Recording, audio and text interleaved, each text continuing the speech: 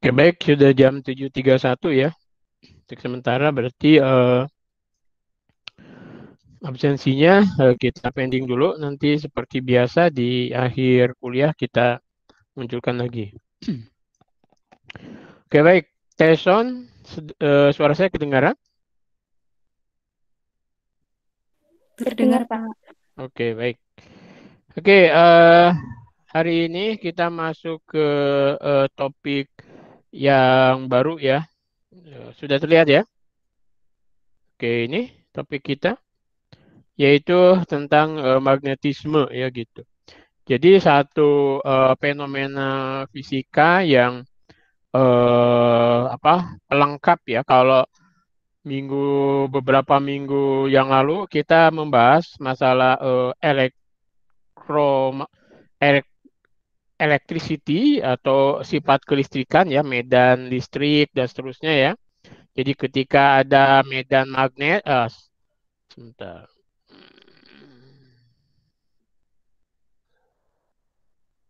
Kadang-kadang ini bisa, kadang-kadang enggak ini ya. Oke. Jadi beberapa minggu yang lalu kita membahas masalah medan listrik ya kan, di mana kalau ada muatan, muatannya itu diam, maka di sekitar muatan itu akan muncul medan listrik ya kan begitu. Kemudian kalau ada dua muatan, maka di situ akan ada namanya dipol ya kan, yaitu muatan positif, muatan negatif, kemudian nanti ada garis-garis gaya elektrik ya, di mana garis-garis medannya dari muatan positif ke muatan negatif kan seperti itu. Kemudian nanti, nah kemarin juga kita sudah membahas sedikit nih kalau ada beda potensial antara dua kawat begitu maka akan muncul eh, gerak elektrik, yaitu muatannya akan bergerak ya kan gitu. Muatannya akan bergerak dari potensial tinggi ke potensial rendah. Mirip-mirip objek dalam mekanika satu ya.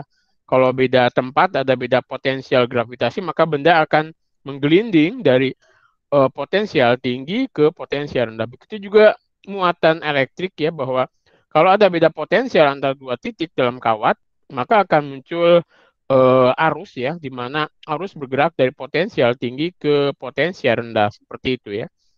Nah, nanti kita akan bahas ternyata bahwa ketika muatan itu bergerak, itu akan ada fenomena lain selain medan listrik, yaitu medan magnet gitu. Nah, ini sehingga nanti ke depan itu akan muncul fenomena elektromagnetik ya, di mana ada elektrik, ada magnetik yang ketika objek itu misalnya benda atau partikel itu bergerak dengan kecepatan tetap, di situ ada medan listrik, ada medan magnet ya kan. Tapi belum ada yang namanya radiasi gelombang elektromagnetik gitu. Nah, radiasi gelombang elektromagnetik baru muncul ternyata ketika gerak dari si muatan tadi itu dipercepat atau diperlambat sehingga akan muncul istilah vektor Pionting dan seterusnya ya, itu yang akan kita bahas. Oke, maka kalau Anda lihat di sini, jadi ketika ada partikel katakanlah bermuatan Q, dia bergerak dalam medan listrik yang dilambangkan dengan vektor E, kemudian dia juga bergerak nih si muatan bergerak dengan kecepatan V gitu ya. Bergerak dalam medan magnetik, maka dia juga mendapat gaya magnet ya gitu. Jadi pada partikel yang bermuatan gitu, katakanlah bermuatan Q, dia bergerak pada medan listrik dan medan magnet, maka akan ada gaya magnetik yang sering disebut nanti gaya Lorentz ya, seperti itu. Nah, nanti kita akan bahas ini ya. Oke. Tapi sebelum ke situ, oke. Oke, jadi hari ini kita akan membahas tentang pendahuluan dari fenomena magnetik ya. Kemudian nanti ada gaya magnet, yaitu sering sebut dengan gaya Lorentz. Kemudian nanti kita lihat juga gerak partikel bermuatan. Ini jadi partikelnya itu harus bermuatan. Karena kalau partikelnya tidak bermuatan, ya dia tidak akan menimbulkan, tidak akan muncul gaya Lorentz gitu ya. Jadi gerak partikel bermuatan dalam medan magnet yang konstan. Jadi medan magnet itu bisa kita create gitu. Tapi nanti juga kita lihat bahwa gerakan dari partikel itu juga menimbulkan medan magnet gitu. Tapi untuk sekarang ini medan magnetnya itu bisa kita lihat ada begitu ya. Gimana adanya nanti di belakang kita akan tinjau lebih lanjut. Oke, istilah magnetisme itu sebetulnya sudah lama orang Yunani ketahui ya, sejak 2.500 tahun yang lalu. Berarti kalau tambah sekarang ya udah 3.000-an tahun yang lalu ya kan, udah banyak banget. Jadi efek magnetik itu sudah dikenal. Jadi misalnya orang menemukan batu ya, batu yang itu bisa menarik besi. Nah, batu itu secara alami itu ada namanya batu magnet gitu. Disebut magnetik ya gitu. Ya, ditemukan di Magnesia batunya itu. Makanya disebut dengan magnet ya gitu. Nah, sifat batu magnet ini dia akan apa namanya mengerahkan gaya bisa menarik ke objek-objek logam gitu. Ya, kayak kalau kita punya batang magnet tuh, kalau kita dekatkan ke logam, dia logam akan tertarik ya seperti itu.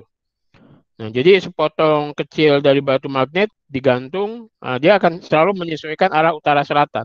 Dan ternyata memang magnet alami itu ada di bumi kita sendiri gitu. Bumi kita itu juga mengandung magnet ya, ada utara selatannya gitu. Dan B0 atau medan magnetik alam itu juga ordernya 10⁻⁻5 sekian Gauss ya, kecil. Itu juga bisa mempengaruhi apa namanya. Jadi ada tetapan medan magnet alam bumi gitu ya, seperti itu. Nah, kenapa muncul itu ya mau kita bahas ya. Oke, nah kita lihat medan magnet batang ya. Kalau Anda pernah lihat magnet batang ya, kalau sekarang sih banyak dijual. Tinggal Anda coba search di Tokopedia magnet batang. Oh, udah banyak sekarang. Dan magnetnya itu sekarang tidak hanya apa lurus gini, bisa jadi radial dan seterusnya ya. Utara selatan itu bisa radial loh sekarang itu. Sudah banyak medan magnet tidak hanya alamiah tapi sudah dibikin gitu ya, bisa berkekuatan tinggi dan sebagainya. Ya tinggal Anda search aja di Tokopedia magnet batang gitu, udah banyak sekarang. Ada yang bentuknya kancing, ada yang bentuknya silinder dan sebagainya ya.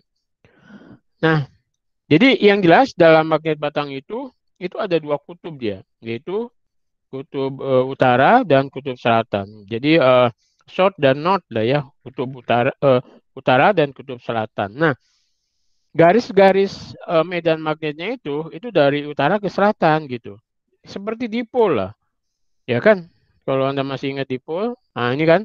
Jadi misalnya positif, negatif ya kan muatan. Oh, saya salah nulisnya. Ini negatif, ini positif misalnya gitu ya. Nah, maka dia ke sini kan gitu. Mirip-mirip dipol loh gitu. Mirip-mirip medan listrik gitu. Oke, cuman bedanya kalau ini kan ada utara selatan ya, utara selatan. Nah, kalau medan listrik itu kita bisa memisahkan utara selatan gitu. Jadi medan jadi muatan positif, muatan negatifnya itu bisa benar-benar kita pisahkan gitu loh. Ya kan? Jadi kita bisa oke, ini bermuatan positif, ini bermuatan negatif. Kayak misalnya Anda punya kapasitor itu loh, kapasitor kemarin. Ini positif, ini negatif. Maka nanti ini akan lebih bermuatan positif, ini bermuatan negatif gitu. Ya kan? Jadi bisa benar-benar terpisahkan. Nah, tapi dalam medan magnet itu tidak bisa gitu. Jadi ini sampai sekarang ya mungkin coba Anda search di Google ya. Terbaru bahwa monopol magnet itu belum ditemukan walaupun secara teoretik ada. Jadi monopol magnetik gitu ya. Jadi monopol magnetik. Kalau monopol elektrik sih bisa positif negatif gitu. Nah, dia selalu dipol ya. Jadi ini seperti ini ya. Nah, oke. Oh, ada gambarnya di sini. Nah, jadi sini. Jadi kalau Anda lihat ini positif negatif, maka sini ada garis-garis medan listrik ya kan. Nah, dia kalau Anda nggak lihat nih ada gayanya ke sana ya kan. Seperti itu ya. Ke sana gitu. Nah, ini kalau magnet batang jadi utara selatan ya, utara ke selatan seperti itu. Oke. Nah, monopol magnet. Mungkinkah ada muatan magnetik? Nah, seperti muatan listrik gitu. Nah, intensitas seperti itu akan disebut sebagai monopol magnetik. Gitu. memiliki utara to atau selatan to. Nah, ternyata kalau sampai sekarang yang kalau menyerupai ada, tapi sampai sekarang monopol magnetik ya gitu. Nah, bagaimana Anda dapat mengisolasi suatu muatan magnetik ini? Nah, gitu ya. Nah, coba misalnya Anda potong batnya ada apa namanya? Utara, selatan ya, Anda potong ceprot gitu. Maka dia selalu utara, selatan lagi, utara, selatan lagi. Anda potong utara, selatan. Jadi selalu dia utara, selatan. Jadi tidak pernah ditemukan monopol magnetik. Jadi kalau Anda integralkan gini, ini akan sama dengan nol gitu loh. Anda ingat hukum Gauss di ini. Jadi kalau integral E dot ds itu kan Q per epsilon nol. Q ini adalah muatan yang dilingkupi oleh bidang Gauss, ya kan gitu. Tapi tapi kalau dalam magnetik integral tertutup dari B dot ds itu selalu sama dengan nol gitu. Alias apa? Tidak ada monopol magnetik. Belum pernah ditemukan adanya monopol magnetik. Walaupun secara teoretik sih, secara teoretik nih ya, orang sudah membuat gini, B dot ds itu sama dengan Q monopol, tapi di sini kasih mu ya, gitu. Seperti itu. Oke. Nah, kemudian sumber medan magnetik. Apakah sumber medan magnet jika muatan magnet tidak ada gitu? Terus apa sih sumber medan magnet itu jika muatan magnetiknya tidak ada gitu? Nah, ternyata nanti kita lihat bahwa sumber dari medan magnetik itu adalah muatan listrik yang bergerak gitu loh. Jadi monopolnya itu nggak ada, tapi kalau ada listrik bergerak nanti apa namanya ditunjukkan sama Oersted ya. Jadi kalau ada arus yang bergerak, jadi ada arus gitu ke sana ya. Ada I ya. Maka di sekitar arus itu Anda pakai kaidah tangan kanan ya. Ini akan muncul medan magnetik gitu loh, yang arahnya ke sana. Jadi kalau ini ke sini masuk, sini keluar gitu loh. Bisa dibayangkan ya. Jadi ini masuk, jadi B-nya itu gini, ini masuk, kemudian ini keluar ya, gitu. Gitu. Jadi sumber medan magnetik itu adalah muatan yang bergerak gitu loh, muatan listrik yang bergerak.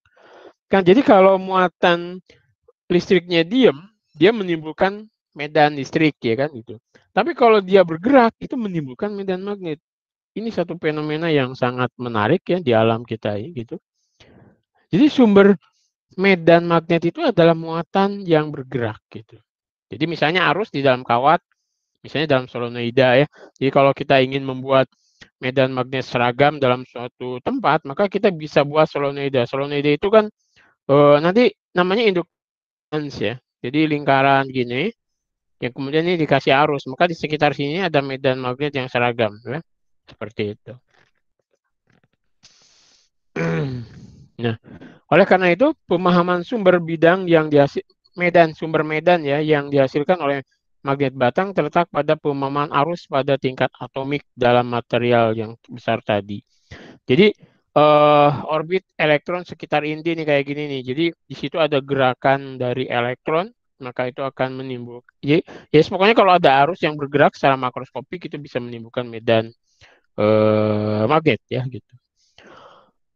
Oke, kemudian kita lihat bahan magnetik ya. Nah, bahan dapat diklasifikasikan berdasarkan bagaimana mereka merespon medan magnet yang diterapkan. Artinya ada kalau misalnya suatu bahan itu klasifikasi bahan alam ini ya gitu. Jadi ada B luar itu B yang kita terapkan. Jadi ada semacam suatu ruang itu sudah B-nya sudah kita tentukan lah, baik itu dengan membuat dari magnet batang atau apalah, pokoknya ada B di situ.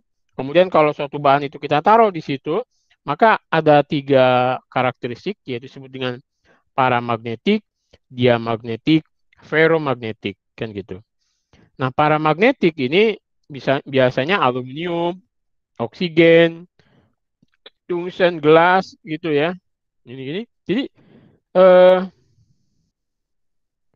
ini dipol magnet atom, magnet batang atomnya. Jadi cenderung sejajar dengan medannya. Jadi dia meningkatkannya, tapi gerakan thermal itu membuatnya efeknya kecil gitu. Jadi B di dalamnya itu dia tetap si bahan dipol magnetnya itu bahan-bahan itu tuh selalu sejajar gitu ya. Jadi dia kecil jadinya ketika diterapkan itu kira-kira B yang diinduksinya itu 10⁻⁵ dari yang diterapkan. Nah, kemudian kalau dia magnetik ini seperti emas, tembaga gitu ya. Nah, medan yang diterapkan menginduksi medan yang berlawanan gitu. Lagi ini biasanya sangat lemah juga. Kira-kira minus minus B yang diterapkan 10⁻⁵. Nah, pengecualiannya di superkonduktor ya gitu. Nah, ada bahan yaitu disebut dengan ferromagnetik. Ini seperti besi ya, kobalt, nikel gitu, yang itu bisa ditarik oleh magnetik gitu. Nah, itu membuat seperti paramagnetik, tapi dipolnya itu lebih memilih untuk sejajar dengan bidang yang diterapkan gitu. Nah, tetapi efek kolektifnya yang rumit karena interaksi yang kuat ini, mereka cenderung semua berbasis pada cara yang sama. Jadi si bahan-bahannya itu bisa menimbulkan kalau diterapkan pada B diaplikasikan itu B yang diinduksinya itu bisa besar banget gitu loh. Jadi 10⁻⁵ kalinya B yang diterapkan. Jadi dia membuat seragam sejajar gitu ya. Nah ini sehingga dan ketika kita hilangkan B luarnya itu, dia tetap si sifat tipe magnetnya itu tetap ada gitu. Ya. Nah ini contoh ferromagnetik. Jadi bahan dengan tidak adanya B diterapkan, dipol cenderung sangat sejajar di atas ya. Contohnya ini dalam domain-domainnya gitu ya. Jadi domain magnetik gitu. Jadi ketika diterapkan eksternal dia akan saling sejajar sehingga akan besar. Nah, jadi ada yang disebut dengan soft ferromagnetik. Jadi domainnya itu akan diacak ulang saat medannya itu dihilangkan. Kemudian hard ferromagnetik itu domainnya akan tetap ada bahkan ketika medan hilang. Jadi ini sorry bukan ini sebetulnya medan ya. Bentar saya koreksi dulu. Ini medan eksternal maksudnya ya. Medan eksternalnya hilang. Yang diterapkan maksudnya. Ini juga medan eksternal. Medan magnet eksternalnya dihilangkan gitu loh maksudnya.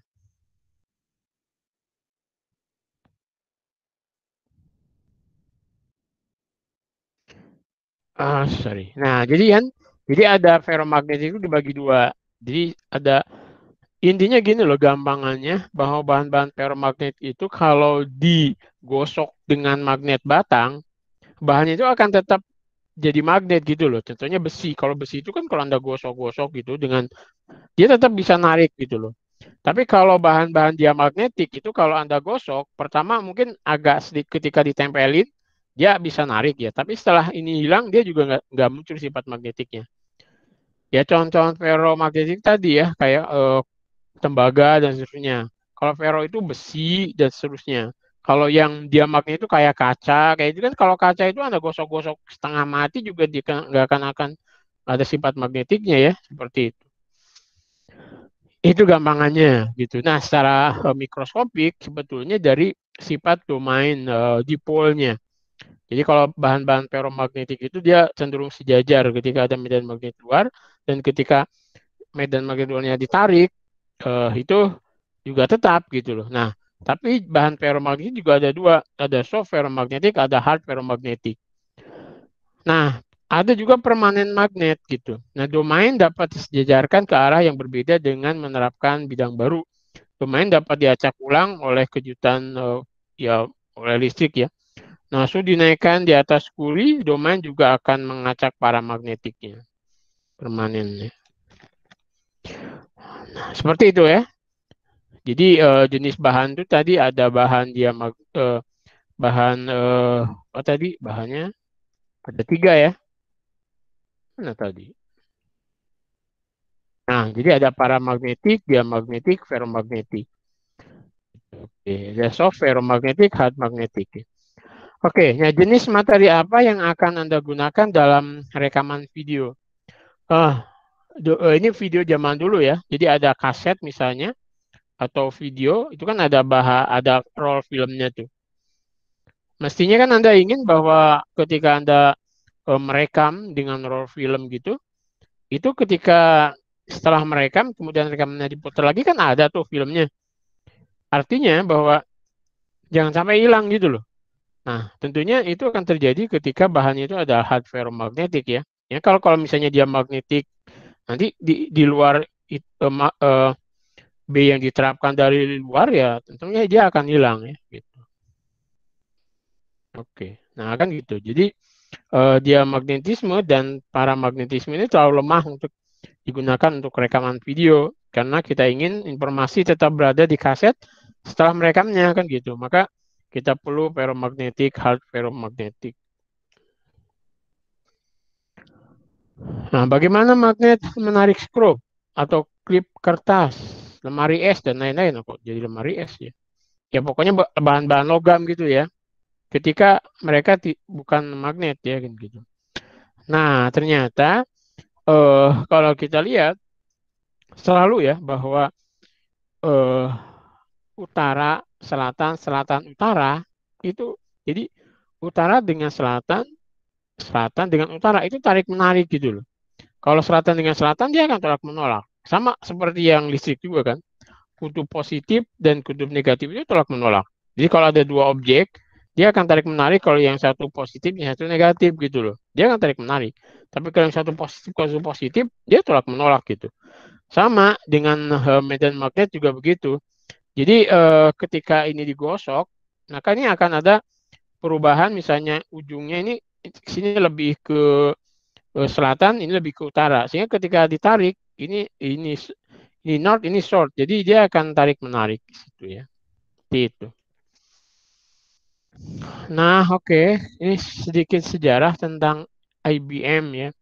Nah, IBM itu memperkenalkan hard disk pertama di tahun 1957.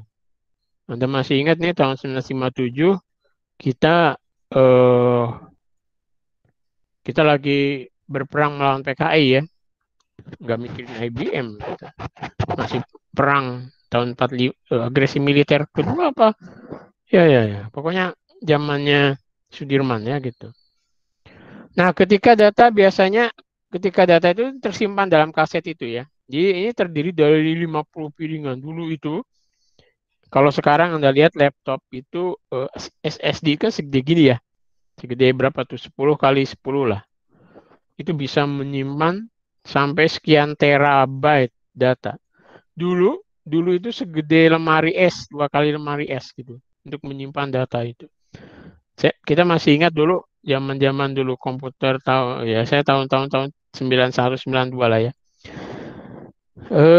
Disket saya itu yang gede itu, yang tipis-tipis itu hanya bisa sampai mungkin nggak nyampe 1 mega loh. 1 megabyte. Bisa sih mungkin ada yang hanya 100 kilobyte gitu ya. Jadi ketika kita ingin menyimpan sampai 1 mega, itu perlu eksternal disk. Wah, itu lucu zaman dulu ya. Kecil-kecil sekali. Jadi yang tipis, tebal-tebal banget gitu ya. Tebal-tebal. Terus ada selain tipis, muncul yang tebal-tebal tuh. Tebal-tebal itu kira-kira mungkin 100 kilobyte. Kemudian habis itu muncul yang agak apa namanya itu flash disk ya, flash disk. Flash disk zaman dulu gede ya. Harganya mahal banget tuh 500 megabyte. 500 megabyte itu harganya 800 ribuan. Sekarang 8 gigabyte dikasih-kasih orang ya. Artinya bahwa teknologi penyimpanan dengan magnetik ini sudah sangat maju sekali ya. Dulu sangat mahal sekali. Anda lihat biaya per tahunnya itu 35.000 US dollar per tahun disewain. Anda bisa hitung tuh. 3.500 US dollar zaman dulu ya. Totalnya hanya 5 megabyte. Anda lihat penyimpanannya itu 5 megabyte. Ya Allah, 5 megabyte segede kulkas ya. Sekarang 8 gigabyte segede gini gitu. pun saya dikasih orang ya. 8 GB. Dulu nyawanya per tahun 35.000 US dollar. Wah, berarti kita memang ini hidup di zaman yang mungkin zaman nanti ini lebih kecil lagi ya. Udah nggak ada lagi kayak gini loh. Dan sekarang pun konon ceritanya kan untuk ngecas itu sudah tidak langsung dengan ini. Ya, nanti kita lihat bahwa itu sebetulnya sudah diprediksi sejak zamannya hukum Lenz, induksi magnetik gitu loh. Nanti kita bisa lihat ya. Itu juga akan kita bahas. Oke, baik. Oke, sorry, saya tes sound. Suara saya masih kedengeran? Masih, Pak. Oke, baik. Nah, medan magnet ya, kita tahu tentang keberadaan medan magnet oleh pengaruhnya terhadap muatan yang bergerak. Gitu. Sama medan magnet itu juga nggak kelihatan, sama dengan medan listrik nggak kelihatan ya. Cuman ketika kita melempar misalnya muatan pada daerah itu akan muncul fenomena kan. Kalau dalam medan, kalau ada dua apa tuh namanya dua, kita membuat arus nih, ya kan?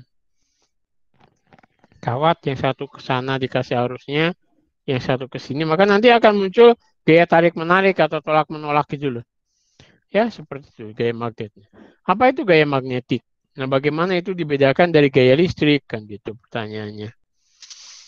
Oke, nah mari kita mulai dengan beberapa pengamatan dulu gitu ya. The eksperimental tentang gaya magnetnya. Jadi ketika suatu muatan itu ya, ini bergerak, ini ke kanan nih. Ke kanan, medan magnetnya kemana? Kok nggak ada di sini? Sebentar, sorry.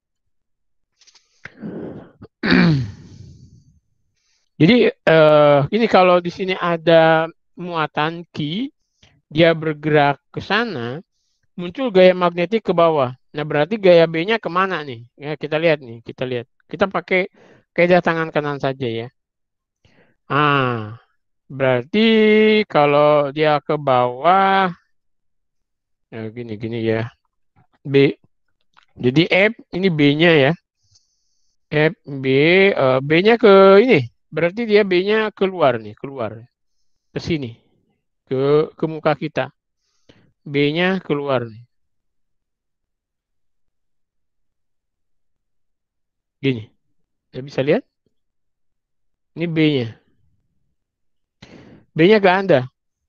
Jadi V cross B itu ke bawah. Jadi Anda bisa pakai kaidah tangan kanan. Ini V itu menunjuk ibu jari. Kemudian jari yang 4 itu menunjukkan arah B-nya. Kemudian yang arah putih muka di tangan Anda itu menunjukkan B-nya. Anda bisa lihat? Jadi gini, ini ke sana kan? Ke sini, jadi B-nya ke sini. Gini, gitu. Jadi si B-nya keluar ke Anda, ini F-nya ke sana, B-nya ke bawah ya, gitu. Bisa dipahami? Jadi ini menunjukkan ibu jari kan? Ini menunjukkan ibu jari jempol, ini jempolnya. Kemudian yang ini ada 4 jari menuju Anda, kemudian arah muka jari tangan Anda ini menunjukkan B-nya, gitu. Oke, ini ya, B ke bawah. Jadi besarnya itu sebanding dengan kecepatannya. Arahnya tegak lurus dengan kecepatan terhadap, dia arahnya itu tegak lurus dengan kecepatannya. Arahnya juga tegak lurus dengan B-nya. Ya, Anda lihat gaya magnetik itu. Dia tegak lurus terhadap V, tegak lurus juga terhadap B. Oke, itu. Nah, Anda bisa lihat sini. Jadi namanya disebut dengan gaya Lorentz ya. Jadi gaya E pada muatan Q yang bergerak dengan kecepatan V melalui daerah ruang dengan medan listrik E dan medan magnet B gitu.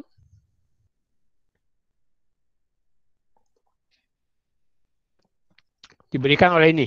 Jadi gayanya kan vektor. Jadi ini QE itu muatan pada, jadi gaya pada muatan Q karena ada medan listrik. Namanya Q kali E kan. Yang ini gaya pada muatan Q karena si partikelnya bergerak dengan kecepatan V dan ada medan magnetik B. Jadi sini V cross B. Anda lihat V cross B. Nah, oke, kita lihat yang ini saja dulu. Kalau yang ini kan jelas bahwa arah gayanya searah dengan arah medan kalau Q-nya positif, kan gitu. Tapi yang ini, arah gaya itu akan tegak lurus pada arah kecepatan dan arah B-nya. Dan itu melalui cross product. Ingat kalau Anda mau pakai kaidah tangan kanan kayak saya, arah ibu jari Anda itu menunjukkan V-nya, arah kecepatannya. Arah jari-jari ini Anda, tapi ingat loh ya, tegak lurus gini nih. Ini V, ini B. Oke. Jadi B-nya itu arah jari 4 jari, tangan kanan loh, ini bukan tangan kiri, tangan kanan. Ini adalah V-nya, ini adalah B-nya. Nah, kita terapkan sekarang. Ini B-nya masuk ya, V-nya ke atas. Anda lihat nih. Ini B-nya kan kalau tanda cross itu masuk. Tanda cross itu artinya masuk. Tadi bisa, sekarang enggak lagi.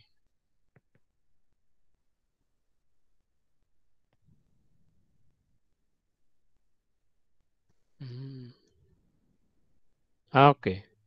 Ini artinya masuk. Oke, gitu. Dia masuk.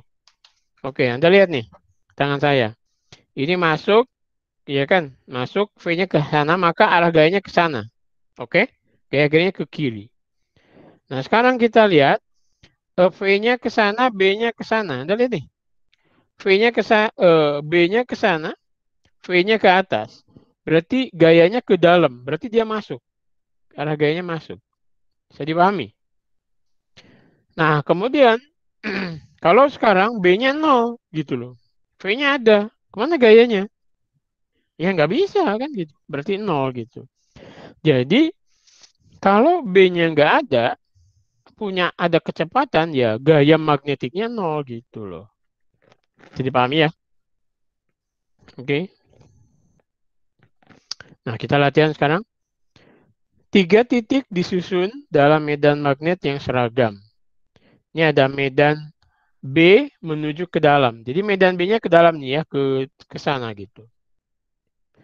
Partikel bermuatan positif terletak di A dan tidak bergerak gitu. Arah gaya magnet pada partikel tersebut kemana gitu. Partikel muatan positif di A tapi dia tidak bergerak. Berarti arah gaya magnetnya gimana? 0 ya. Ingat bahwa F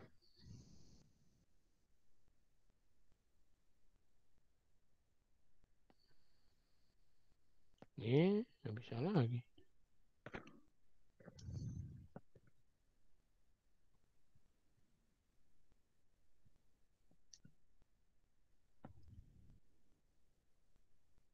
Ini kadang-kadang bisa, kadang-kadang enggak ya.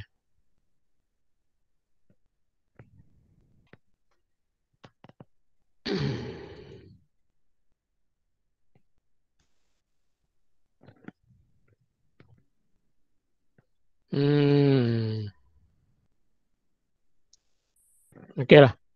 Jadi ini 0 ini ya. Jadi akan 0. Kenapa? Karena tadi F sebanding dengan V cross B. Ya kan gitu. Oke. Oke. 0 dia. Ingat? Karena ini gaya magnet itu adalah Q V cross B. Jika V-nya 0, maka V-nya akan 0. Muatan positif bergerak dari A menuju B. Nah, kita ini positif A menuju B. Jadi Anda seperti ini kan. Ini medan magnetnya masuk, V-nya ke atas. Berarti arah gayanya dia akan ke kiri, ya kan? Di sini dia arah gayanya. Oke. V tegak lurus ya, jangan ke kiri. Muatan positif bergerak dari A menuju C. Arah gaya magnet partinya kemana? A ke C. Berarti kan gini, masuk ke sana. Berarti dia ke sana kan? Ke atas dan ke kiri ya kan? Ke atas ke kiri lah. Oke. Iya kan? Ke atas ke kiri. Dia ke sana. Ini sen saya nih rada gangguan.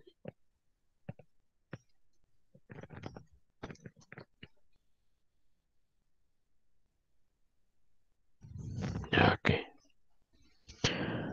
Nah, dua proton masing-masing bergerak ke dua proton ya. Ini masing-masing bergerak dengan kecepatan v.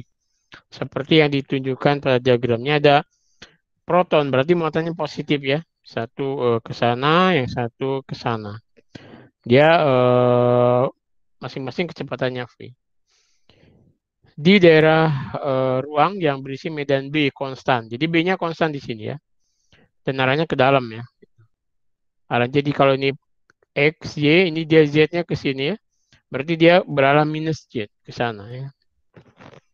Bagaimana hubungan antara besarnya gaya pada kedua proton?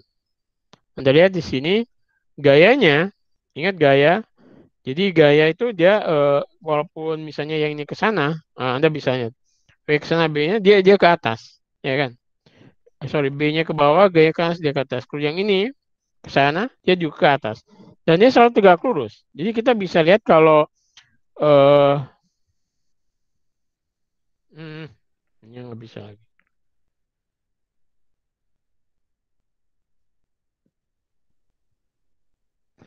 Oke, jadi dia kan misalnya sama. Jadi F1 sama dengan F2. Lihat F itu Q VB. Jadi kalau diambil besarnya itu adalah besar Q, besar P, besar B, sin theta. Sin theta itu adalah sudut antara V dan B. Nah, karena dia saling tegak lurus, maka sin theta 90 berarti sinnya 1. Jadi Q VB. Kalau Q-nya sama, V-nya sama, ya jelas F1 sama dengan F2 ya. Bagaimana komponen F2X? Ini F1 ya, sana. F2X. Nah, kalau kita lihat di sini, gayanya dia akan ke sana. Ya kan? Kalau kita pakai ini ke sana, dia akan ke sana. Berarti negatif ya. F2X-nya akan ke arah negatif. Oke, ya. Jadi dia akan ke arah ke sini. Gayanya dia ke sana. Nah, lihat. Gayanya ke sana. Sehingga kalau dikomponenkan, dia akan ke sini ya. Jadi lebih kecil dari 0. Nah, seperti yang ditunjukkan pada diagram di dalam B kecepatan setiap proton bagaimana gitu. Kecepatan protonnya bagaimana gitu kan. Dia akan tetap sama ya kan gitu. Kecepatannya akan tetap sama. Nah, meskipun proton mengalami gaya yang membelokkannya, tapi lihat gayanya tegak lurus terhadap V. Sehingga kalau gaya itu tegak lurus terhadap V, berarti nanti usahanya itu akan sama dengan 0. Anda lihat usaha itu adalah F.dx gitu. Nah, kalau dia tegak lurus terhadap arah penjalarannya, berarti usahanya akan 0. Kalau usahanya 0, berarti alias energi kinetiknya tidak berubah. Kalau energi kinetiknya tidak berubah alias konstan, berarti V-nya tetap ya. Gitu. Walaupun ada gaya. Ya. Oke, kemudian kita lihat lintasan di medan B konstan. Misalkan muatan Q memasuki medan B dengan kecepatan V, seperti yang ditunjukkan di bawah ini ya. Bagaimana bentuk lintasan yang akan diikuti oleh Q ini ya. Gitu. Nah, kita lihat kalau ini B-nya ke sana. Anda lihat nih, B-nya masuk, V-nya ke sana. Berarti dia akan ada gaya ke sana kan? Gayanya akan ke sana. Dia akan muncul gaya ke sana. Ya kan gitu. Terus ketika di sini dia muter gini kan? Shoot. Nah, kenapa? Ya, Anda lihat sendiri di sini. Ketika di sini, ini ada V-nya ke sana, tapi Anda lihat di sini, kalau V-nya ke sana kan, B-nya ke sana, dia gayanya ke sini gitu. Nah, kan gitu. Terus ketika di sini, ya ini dia, ini dia lurus ke sana misalnya, ada V-nya kan, ini juga V-nya ke sana, B-nya ke sana, Anda lihat nih, V ke sana, B ke sana, dia gak ada gaya ke sana, lurus mestinya, cuman gambar saya aja yang sini, Anda lihat, ya dan ada gaya ke sana. Nah, ketika di sini juga begitu. Ketika V-nya ke sana, kan ada B ke sana, gaya ke sana, B-nya masuk. Ya, dia jadi lintasannya akan menjadi apa? Lintasan setengah. Ini lebih bagus lagi gambarnya. Jadi akan seperti ini dia, ada lintasan. Jadi ada gaya ke sana. Jadi akan melengkung gitu.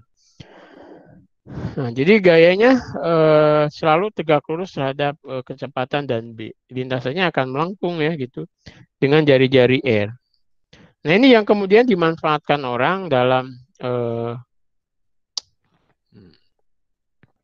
apa batunya udah habis ya.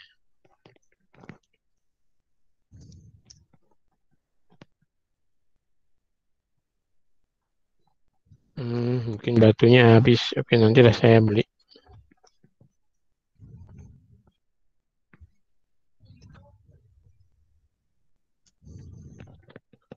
Oke.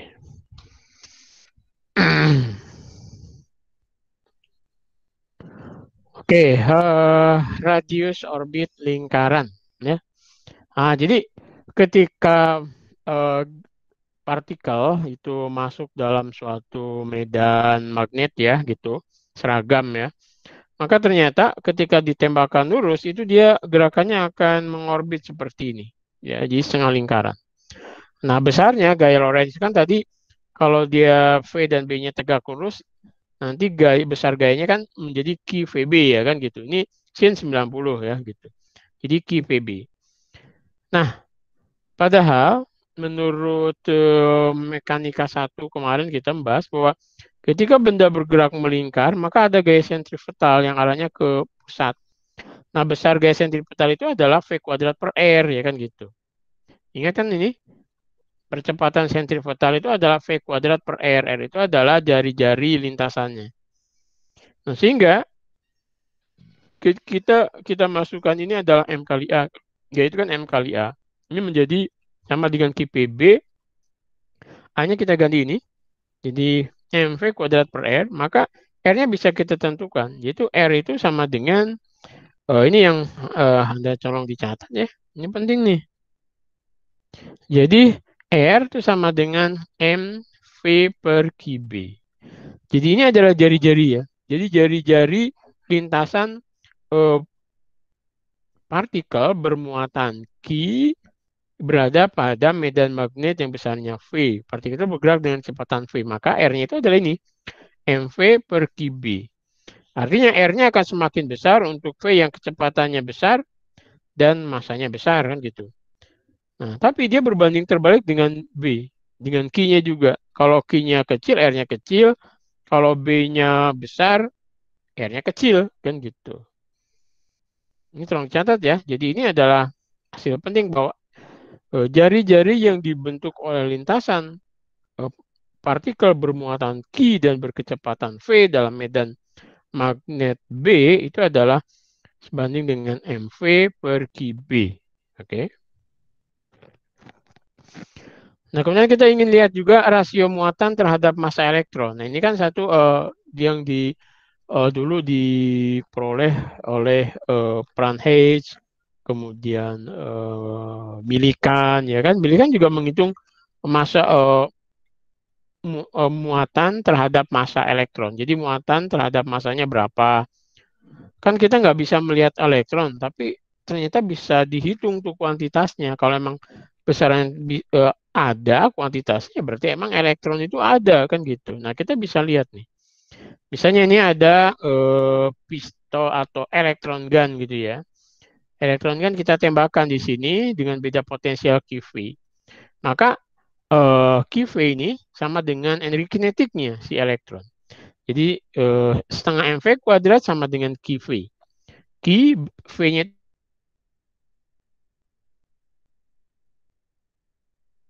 berada dalam medan magnet nih. Di sini kalau di sini medan magnetnya keluar. Karena medan magnetnya keluar, V-nya ke sana. Anda kalau pakai kedatangan kanan nih, V-nya B-nya keluar. B-nya keluar, kemudian F-nya ke sana. Mestinya kan ke sana, tapi karena elektron gayanya jadi kebalik. Anda ingat ya bahwa V itu sama dengan QVB, QV cross B. Nah, karena Q-nya negatif berarti arahnya berbalik ya. Jadi kalau Anda pakai kaidah tangan kanan nih. Jadi ini dia ke sana. Dia ke atas, B-nya keluar. Dia kan ke sana. Tapi karena elektron dia jadi ke sini gitu. Jadi asalnya ke kanan jadi ke kiri. Oke. Sini ya. Jadi, sehingga di sini dia gitu. Sehingga ada lingkaran. Namanya pesawatnya pesawat Pranhead. Kalau Anda ingin melihat, jalan-jalan aja ke lab fisika atau Minty gitu, di sana ada pesawat alatnya ya. Jadi ini jadi kayak lampu melingkar gitu. Nah, jari-jarinya tadi kita tahu ketika partikel bermuatan Q, bermasa M, bergerak dengan kecepatan V dalam medan magnet B, maka R-nya sama dengan mv per Kb. Nah, R-nya mv per Kb. Oke.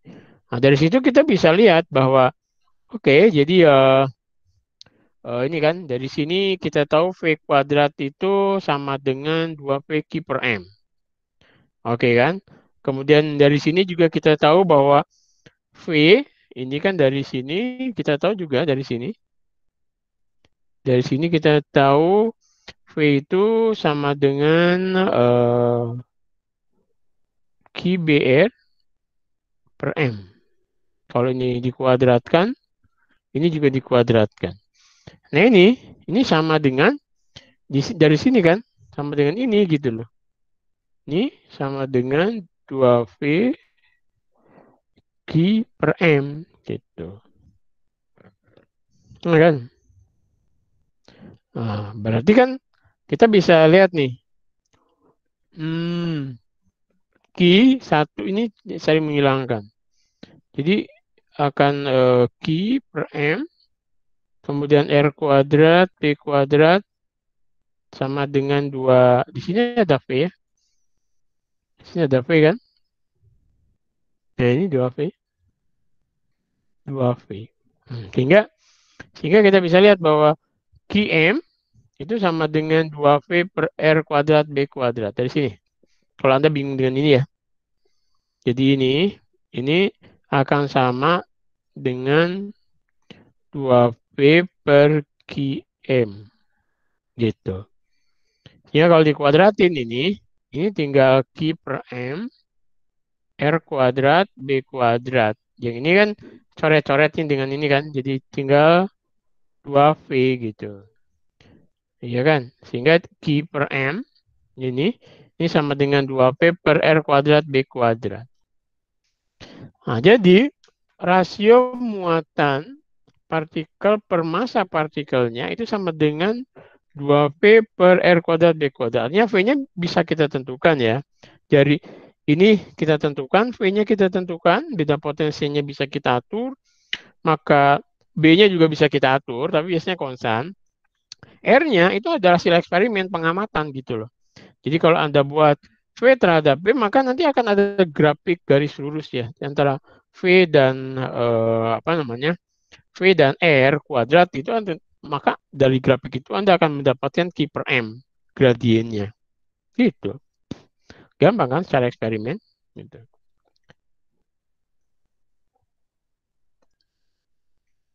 Nah, kan jadi massa elektron bisa dicari dari situ gitu loh. Jadi untuk mengukur massa proton, massa elektron itu nggak ditimbang gitu. Protonnya ambil terus ditimbangnya, gimana timbangnya kan? Nah, berarti dari alat ini bisa Pranhead-nya gitu. Wow. Nah, jadi kita coba lakukan perhitungan. Jadi R-nya misalnya 0,05 meter, kemudian V-nya Anda buat 230 volt, kemudian B-nya Anda buat 7,8 kali 4 I ya gitu. Nah, maka kita bisa tahu B-nya misalnya 10 pangkat min 3 Tesla ya gitu. Nah, tinggal R-nya dapat berapa misalnya segini, 0, B-nya ini masukin massa elektron per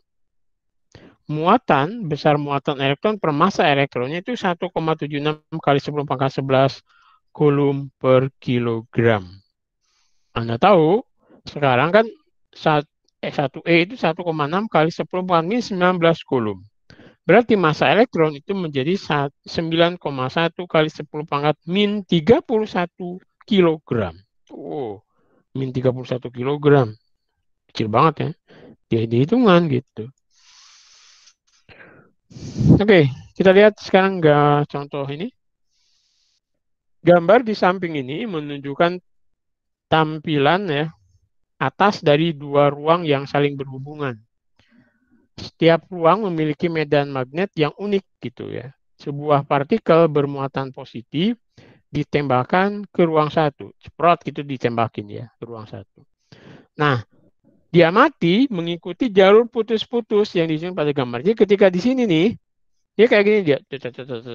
Di sini dia langsung kayak gitu. Jadi si elektron, elektron apa nih?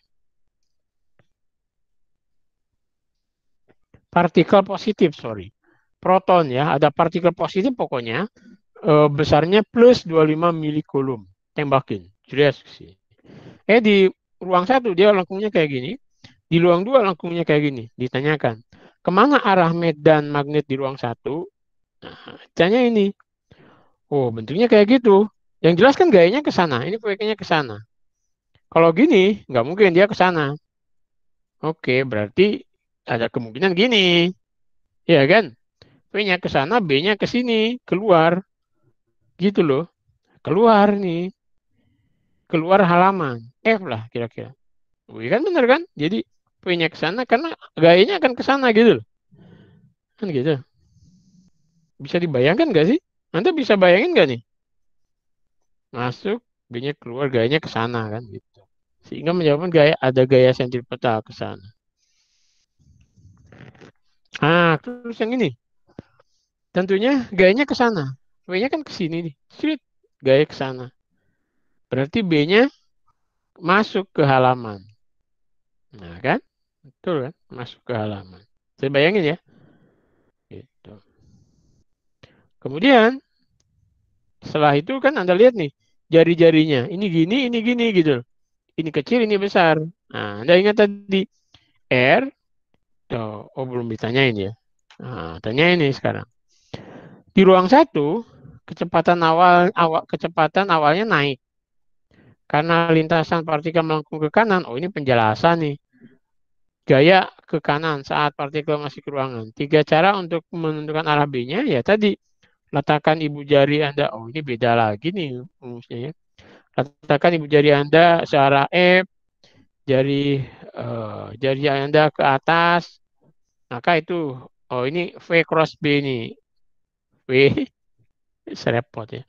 Anda pakai kanan saya aja tadi ya. Letakkan. Nah, bisa juga gini sih sebetulnya. Nah, kan P cross B ke sana gitu ya. Oke, gitu. Ini baca. Nah, bandingkan besarnya medan magnet di ruang satu dengan besarnya medan magnet di ruang dua. Bisa dibandingin nggak? Bisa, karena kita lihat dari rumusnya tadi bahwa R itu sebanding dengan apa tadi? Q per B ya, kalau nggak salah. Nah, kalau nggak salah, Anda lihat lagi rumusnya. Mana tadi rumusnya? Yang R itu loh. Nah, salah tuh saya. R itu sebanding dengan MV per QB. Jadi berbanding terbalik dengan besarnya B ya. Jadi benar ya, berbanding terbalik dengan besarnya B. Kan berbanding terbalik ini V ini bukan Q. P, B ya, Q-nya di bawah. Artinya kalau B-nya gede, R-nya kecil. Kalau R B-nya kecil, R-nya besar. Nah, di sini kan R-nya kecil ya. Berarti B-nya besar. B1 bisa di B2. Oh kan? Iya, karena R ini berbanding terbalik dengan B. Ya. Gitu.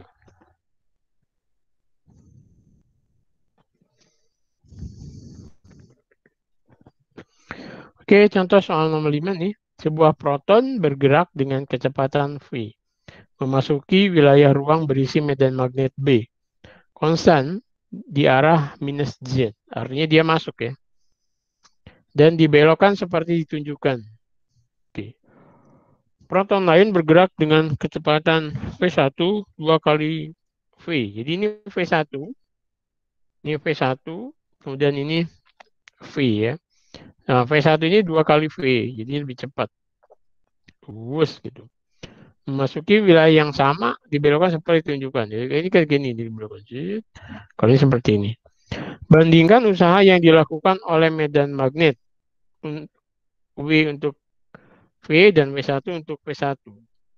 Kira-kira gimana usahanya? Ingat tadi usaha itu adalah gaya dot pergeseran. Kalau gayanya itu tegak lurus dengan pergeseran, usahanya 0. Berarti W1 sama dengan W. Oke. Dia 0 kan, jadi usahanya 0. Ini sama dia.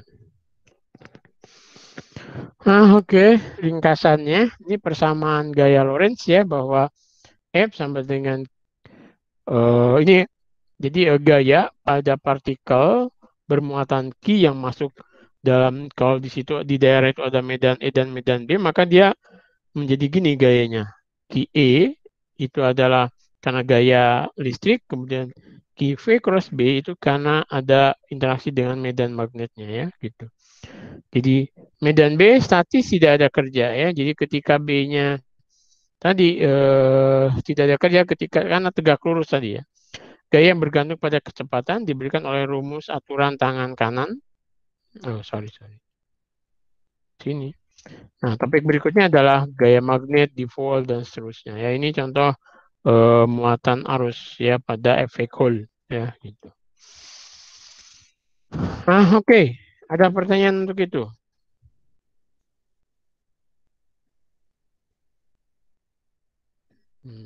Kalau tidak ada, saya lanjutkan nih topiknya.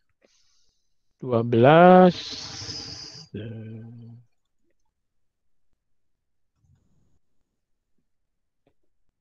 13 ya.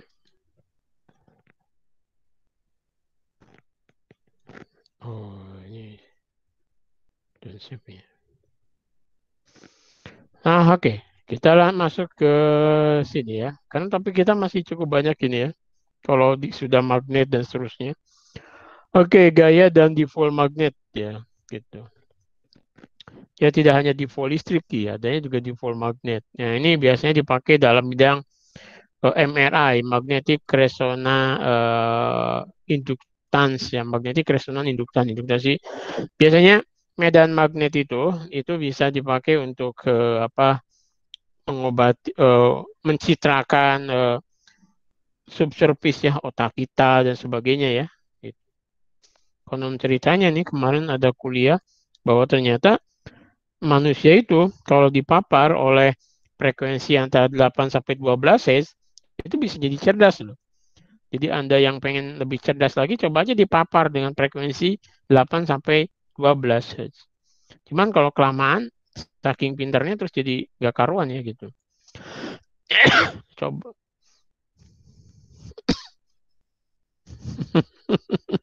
Seperti itu ya, tapi jangan dicoba ya.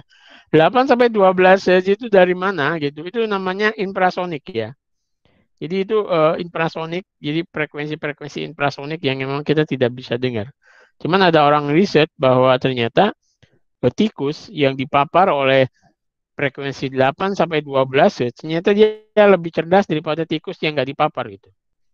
Jadi nah, kalau Anda mirip tikus ya berarti kalau cerdas mirip tikus ya gitu. Oke, ya kita masuk ke sini lah ya. Nah, jadi ya ini persamaan lintasan partikel kemarin sudah ya. Nah, ini juga bisa dimanfaatkan dalam mass spectrometer ya. Jadi untuk kalau teman-teman kimia ini sering memanfaatkan ini. Jadi untuk mengukur massa dari unknown misalnya ada bahan atau menemukan bahan yang itu campurannya nggak tahu bahan apa saja nih, misalnya kobalt kah atau natrium klorida kah gitu, maka biasanya dimasukin dalam mass spectrometer, kemudian dilihat lintasan jari-jarinya, terus bisa ditentukan ini bahan terus dari apa saja gitu. Nah ini juga prinsipnya dari tadi gerak partikel bermuatan dalam medan magnetik. Kemudian kita lihat gaya magnet pada kawat yang membawa arus ya, kemudian akan kita lihat loop arus dan seterusnya. Ya. Oke. Nah, jadi kemarin kita sudah belajar bahwa gaya magnet pada partikel bermuatan Q yang bergerak dengan kecepatan V pada medan magnet B. Jadi seperti ini. Q V cross B. Kita pakai aturan tangan kanan bahwa V ibu jari menunjukkan V-nya, kemudian B menunjukkan magnetnya, kemudian arah telapak tangan itu menunjukkan B-nya. V F-nya.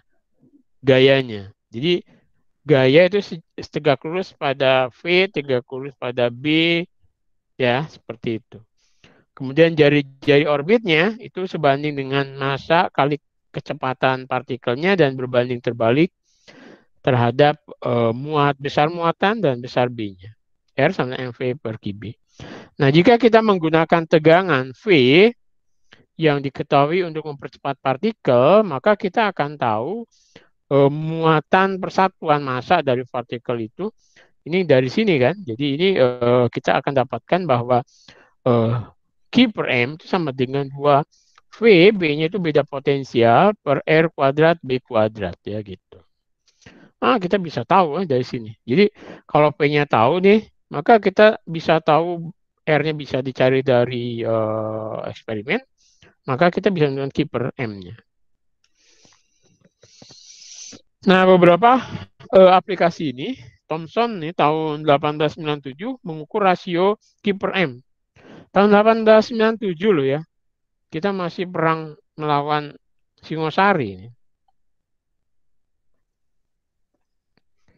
Orang barat sana udah mengukur rasio muatan persatuan massa dari untuk sinar katoda. Jadi semua memiliki rasio Q per M yang sama ya untuk semua bahannya. Jadi elektron adalah penyusun mendasar dari semua materi. Jadi memang dari sini orang menyimpulkan juga bahwa penyusun mendasar dari semua materi itu adalah elektron. Tentunya nanti kalau elektron sebetulnya nanti elektron paling ringan memang. Terus ada proton. Proton orang juga mengatakan asalnya itu penyusun dasar. Ternyata enggak juga. Karena kalau proton ditembakkan dengan proton, itu hasilnya banyak sekali partikel ya. Nah, kemudian akselerator, nah ini fisika partikel ya. Jadi ada siklotron dan seterusnya ya. Kita juga bikin siklotron nggak jadi-jadi. Ini seorang dapat dengan mudah menunjukkan bahwa waktu membuat orbitnya ya, itu kaitannya dengan kenapa orang membuat siklotron atau akselerator dari partikel ya. Karena dia ingin meng-create sebetulnya radiasi gelombang elektromagnetik yang memiliki kekhasan ya panjang gelombang. Jadi pokoknya intinya gini, kalau partikel itu digerakkan, digerakkan dan itu memiliki percepatan, itu akan menimbulkan radiasi gelombang elektromagnetik. Nah, radiasinya itu yang orang manfaatkan gitu loh. Termasuk sikloton gitu. Sikloton itu juga partikel proton yang digerakkan begitu, sehingga nanti akan menimbulkan radiasi gelombang elektromagnetik. Nah, radiasinya itu yang kemudian diinteraksikan dengan materi. Nah, menginteraksinya untuk apa? Ya, macam-macam. Bisa untuk dia men-trigger si materi itu misalnya ke arah excited state ya, ke elektronik, bisa memecahkan misalnya asalnya NO menjadi NO2 menjadi NO dan seterusnya gitu ya. Nah, ini apa namanya skema untuk mengukur Q per M atau M per Q untuk mengidentifikasi zat ya. Jadi ini ada sumber ion, kemudian ya ini ada medan beda potensial tentunya ya. Kemudian ini ada medan magnetik sehingga dia melengkung, kemudian jari-jarinya ketahuan. Nah, kemudian ini ada ion detektornya, amplifiernya, terus dihitung. Nah, gitu. Nah, kita bisa tahu nanti M per Q-nya. Elektron yang dipercepat secara elektrik melepaskan elektron dari atom ya, Q-nya per E. Maka nah percepatan ion dalam beda potensial, nah ini beda potensial, maka U-nya itu adalah ini kan, Q kali V. Nah, ion lewat melalui B yang diketahui, maka pembelokan tergantung pada masanya. Lebih ringan dibelokkan lebih besar ya kan gitu. Dari yang lebih kecilnya ya. Kayak gitulah. Nah, akhirnya apa? Grafik ya kan gitu. Nah, jadi ini adalah grafiknya. Nanti kalau ada gini-gini ini grafik nanti ditanyakan pada teknisi ini apa nih gitu tahu. Nah, jadi aplikasinya bisa untuk paleoceanografi, menentukan kelimpahan relatif isotop. Kemudian ada space eksplorasi. Ya, ini untuk menentukan apa yang ada di bulan, di Mars dan lain-lain, gitu ya. Jadi ini sampai Mars bareng ya. Mendeteksi senjata kimia atau biologi ya. Bisa juga termasuk untuk melihat karakter COVID misalnya ya. Dan seterusnya. Nah, contoh lainnya teman-teman partikel nih ya yang tahu ya. Jadi kita sih yang nggak tahu sih nyantai aja. Ini yang tahu nih mbak berdeg-degan ya. Oh, ada partikel kayak gini nih apa gitu ya. Ini pengukuran kelangkungan partikel. Jadi dengan adanya partikel-partikel langkung ini, bagi orang partikel ini senang sekali dia. Ya kadang senang kadang enggak ya. Wah ini partikel ini muatan positif, muatan negatif. Jadi langkung-langkungan ini punya punya arti gitu kan ya. Nah kan rumusnya mudah aja ya kayak gitu. Nah oke. Sekarang masuk ke gaya magnet pada arus ya gitu. Ya, jadi tinjau kawat yang membawa arus di depan medan magnet. Ini ada medan magnet Batang ya. Ini utara, kemudian ini selatan. Nah, Anda lihat dia kalau di sini ada kawat, maka pada kawat ini akan eh, apa namanya? Kawatnya itu akan ada gaya yang bekerja pada kawat gitu ya. Kenapa? Ya, karena ini akan muncul Anda lihat nanti akan ada gaya pada masing-masing muatan yang bergerak di kawat. Nah, berapa gaya total pada panjang DL kawat ini yang mau dihitung. Gitu. Anggap arus tadi dari N muatan per volume, masing-masing mau muatan Q, bergerak dengan kecepatan V ya, melewati penambang A. Nah, gini, jadi ini adalah gaya pada masing-masing muatan kan Q, V, cross B. Nah, kemudian gaya totalnya, kalau misalnya masing-masing ada N muatan per volume kali A, berarti kan NA DL Q, VB. Ingat QPB ini adalah pada masing-masing gitu loh. Kalau ada N buah, ya N kali A kali DL kan gitu. ADL itu adalah volume, N itu adalah N muatan per volume. Sehingga kemudian kita tahu juga yang namanya arus itu dQ per dt. Nah, maka kita bisa tahu di sini N kemudian V DL-nya ini yang ya kita bisa lihat di sini ini key-nya itu ada ini VDT ya, ini V. Jadi kalau arus itu kan dq per dt nih.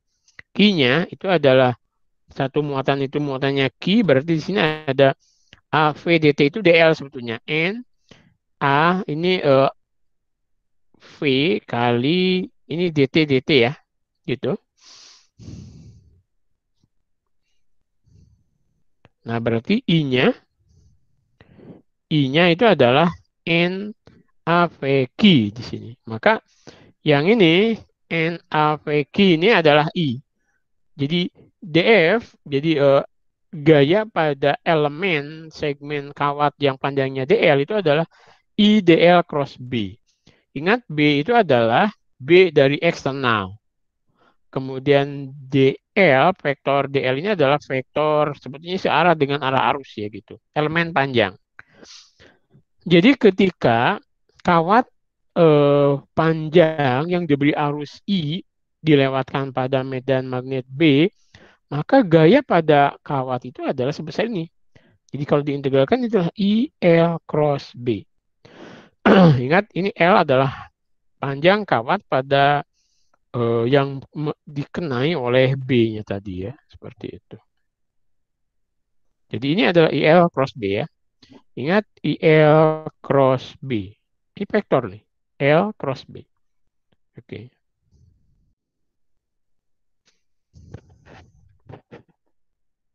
Gaya pada loop arus. Jadi misalnya gini.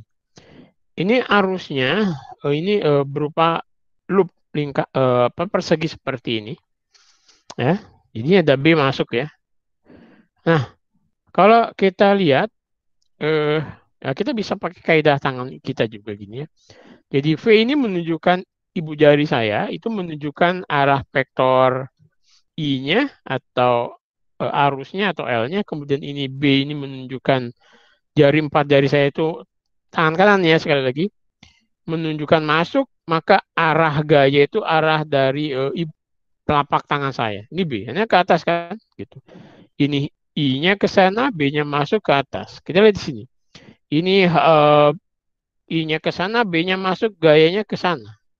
Kemudian ini V-I-nya ke sana, B-nya masuk, gayanya ke sini. Ini V-nya ke sana atau I-nya ke sana, B-nya ke sana, arahnya ke sana. Oke? Seperti itu. Jadi kita pakai kaidah perjanjian, nggak usah bingung. Kita pakai kaidah tangan kanan saja ya. Dimana ini menunjukkan tadi kalau V ini B, kalau ini I ini B gitu loh. Ini arah gayanya. Oke ya. Jika loop dalam medan magnet seperti di kanan ya. Jika medan tegak lurus ke bidang loop, gaya total pada loop adalah 0. Anda lihat nih. Kalau seperti ini saling menghilangkan kan? Ini dan ini dan ini akhirnya 0 kan gayanya. Gitu.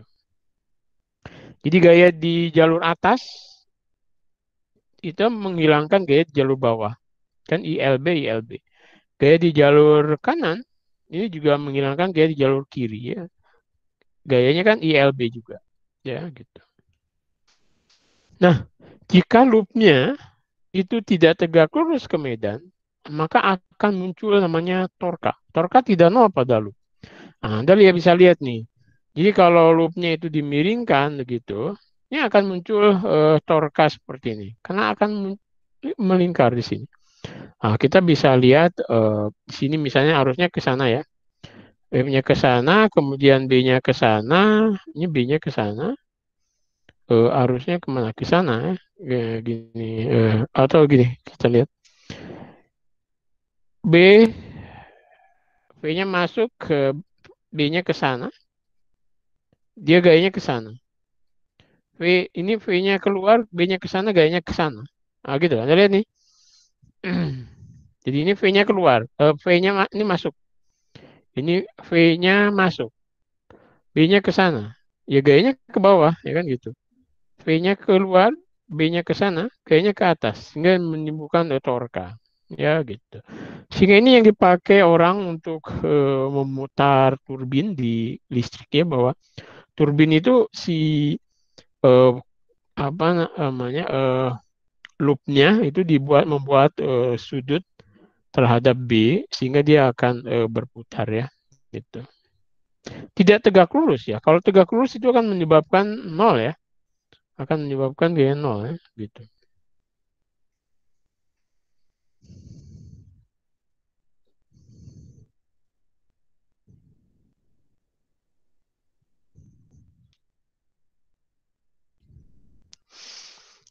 Oke. Loop persegi kayak kawat ya. Misalnya ini contohnya. Loop persegi kawat membawa arus ke arah berlawanan arah jarum jam. Ada medan magnet seragam horizontal yang menunjukkan ke kanan gitu ya. Ini ada apa nih? Magnet, dia magnetnya ke sana. Berapa gaya kemana? Bukan berapa aja. Kemana gaya pada bagian AB dari loop? Kemana arah gaya gitu? Bukan berapa gaya. Kemana arah gaya pada AB? Nah, kita lihat di sini. Dia ke sana. Kita lihat B ke sana, kemudian B-nya ke sana juga. V dan B-nya sejajar ini. V dan B-nya sejajar, ini nol mestinya. Ya, kenapa? Karena B dan ini sejajar, V dan B-nya sejajar gitu. Kita nggak bisa nih kalau sejajar gimana tangan kanan kita? Kan susah nih. Di sana dan ini sejajar kan. Sehingga nggak ada, dia akan nol. Ya. Karena dia sejajar. Kemana gaya pada BC? BC. Nah, ada BC kan ke sana. I-nya ke sana, B-nya ke sana, I-nya ke sana. Berarti ya dia akan masuk ya ke dalam halaman. Ya, dia akan ke dalam halaman. Berapa gaya total pada loop? Nah, lihat ini 0, ini 0. Terus kalau yang ini ke depan, kalau yang ini Anda lihat nih ke sana, sorry, ini ke sana, kemudian B-nya gini, susah juga nih. V gini. Nah, ke sini. Jadi 0 ya. Satu ke dalam, satu keluar. Nah, kan? Ini satu ke dalam, satu keluar. Dia kan 0. 0 ya. Satu ke dalam, di sini keluar ya. Kalau yang ini kan dia akan ke dalam. Yang ini dia keluar. Kan gitu. Ya. Sehingga akan 0. Oke. Ini beberapa contoh yang ada ya. Anda bisa lihat nanti sendiri ya.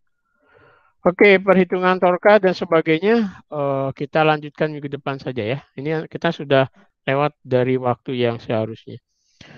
Oke, seperti itu untuk hari ini ya. Kalau ada pertanyaan silakan. Kalau nggak ada, silakan yang belum absen.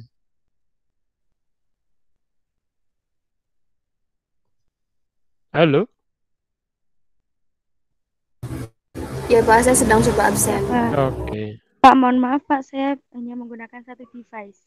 Oke, nanti ya di akhir saya Ya. secara manual. Baik Pak. Oke. Maaf Pak, saya juga galat. Oh, oke. Oke, kalau gitu kita masukkan secara manual saja ya.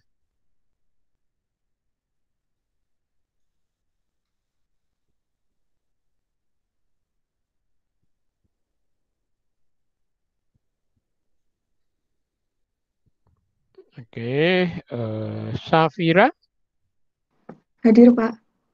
Duta, Hadir Pak. oke. Setiana, Hadir Pak. Ahmad Syafi'i, Dewi, Hadir Pak. Febriana, Hadir Pak. Setianingsih.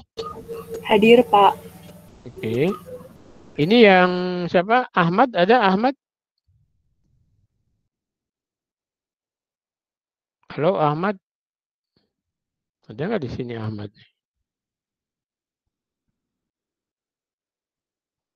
Ahmad Fadli. Oh, ada. Oh, ini Ahmad Syafi'i. Sama nggak tuh Ahmad Fadli sama Ahmad Syafi'i? Beda kali ya? Oke. Oke, kalau gitu ini sudah semua ya. Oke. Baik, ini saya simpan. Oke, berarti hari ini cukup ya. Kita lanjutkan Senin depan. Kemudian PR-nya nih setelah jam 9.10 ada ya. PR ke hari ke berapa nih? PR hari ke minggu kelima ya. PR minggu kelima. Baik, kemudian sekali lagi kalau nanti recording dari kuliah kita ini nyasar ke email Anda, tolong saya diberi akses untuk mendownload atau ownernya Anda alihkan ke saya ya gitu.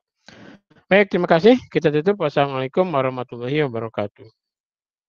Waalaikumsalam. Waalaikumsalam warahmatullahi wabarakatuh. Terima kasih Pak.